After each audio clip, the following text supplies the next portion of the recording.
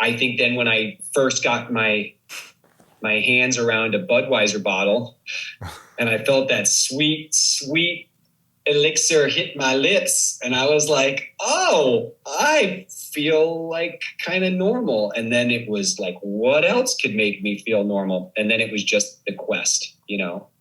Wow.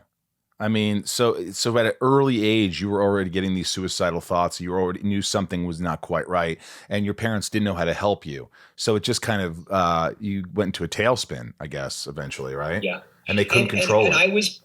I was what you call high functioning, in the sense that like I was definitely scholastically, you know, above average throughout high school. I participated in extracurricular activities. I loved theater and the arts. I also loved sport, and I loved having a good time, obviously. But, you know, it was a dangerous concoction because I was very good at, I was a good actor. I was good at pretending like, you know, I was okay. And I think, how did you get off it? What was the final? Because you used to have to hit. I guess you have to hit rock bottom before something happens, right? And I was homeless. Anybody who is checking out this conversation and you know wants to, I wrote and acted in a film that my dear friend Colin Shipley directed called Animals. Yes, and if you guys ever get a chance to check it out, it's not my biopic, but it is definitely inspired by the reality. And in the film, you know, a guy and his girlfriend live in their car. And I lived in a car for quite a while. I was stealing anything I could to resell to support my habit. It was terrible, man. I was thoroughly ashamed of myself as soon as I would start to get sick or come down in withdrawal. The shame and the guilt of what I had done with my life and all this opportunity, having been a privileged white kid from Kansas City who had gotten to go study acting at this amazing school, was throwing his life away on like smack. I was so ashamed and so embarrassed. And the voices that were like, you're no good to the world. You're no good to anybody who loves you, because all you do is continue to bring them misery and suffering. Why don't you do everybody one solid in your life? Like, finally do that one solid and actually think about everyone but yourself for a minute and just be done and just end it.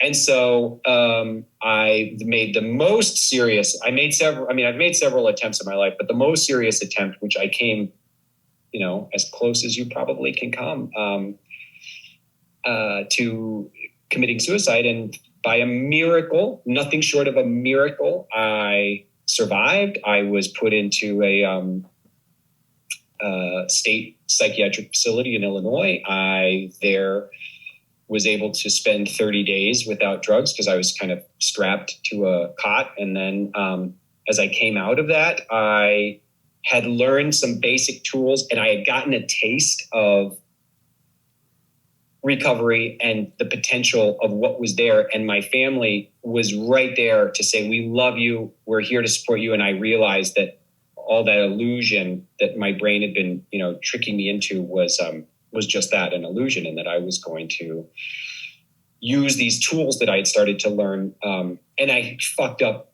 numerous times. It took me a whole other year from that point to continue to relapse, continue to disappoint myself and others, continue to like screw up. But I got there, man. And I spent like 3 or 4 years in Chicago just working a day job and smoking cigarettes and writing. And I never thought I would get to act again. I never thought I would get to, be creative in a professional sense, but I definitely was grateful because I had a futon and a TV and a cat. And, and then sure as shit, some friends of mine from the old theater days saw me working in the movie theater where I was working at nights, and were like, we're doing this Oscar Wilde play, or I'm starting a theater company. And they kind of pulled me lovingly back to where I belonged.